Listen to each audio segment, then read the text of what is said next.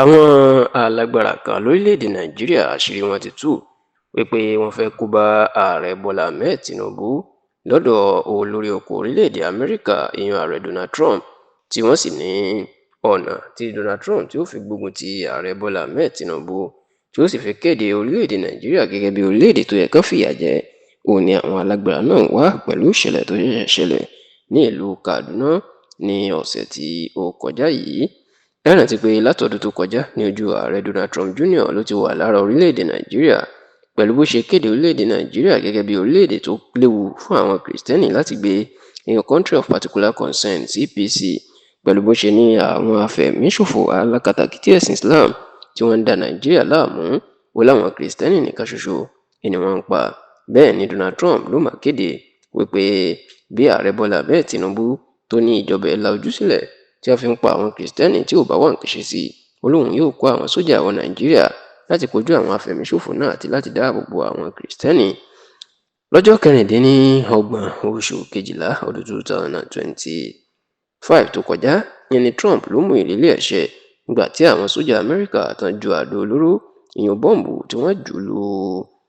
agbègbè kan tí wọ́n pè ní Báúnì ìyẹn Ògbó Báúnì ní ìpínlẹ̀ Sokoto, tó sì jẹ́ pé àwọn afẹ̀míṣòfò ni wọ́n ju bọ́ǹbù ọ̀hún lù.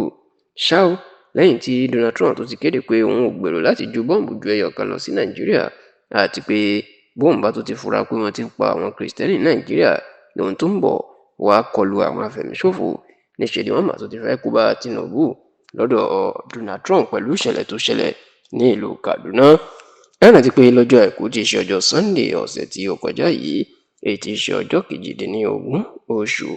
kínní ọdún 2026, the 18th of January 2026, ó ní àwọn báńdíìtì náà ya wọ abúlé kan tó ń pè ní Kurmi-Wale ní ìjọba ìbílẹ̀ Kajuru ní ìpínlẹ̀ Kaduna, tó sì ya wọ ṣọ́ọ̀ṣì Kérúbù kan àti ECWA kan tí wọ́n jí àwọn èèyàn gbé lọ rẹpẹtẹ. Èèyàn tí ò dín ní àádọ́sàn 170 ni àwọn báńdíìtì náà jí kó ọgbẹ́ lọ, ṣùgbọ́n tí méje tó sá mọ́ wọn lọ́wọ́, èyí tó túmọ̀ sí pé lásìkò táwọn ṣàkójọpọ̀ ròyìn yìí àwọn Kìrìsìtẹ́nì bíi 163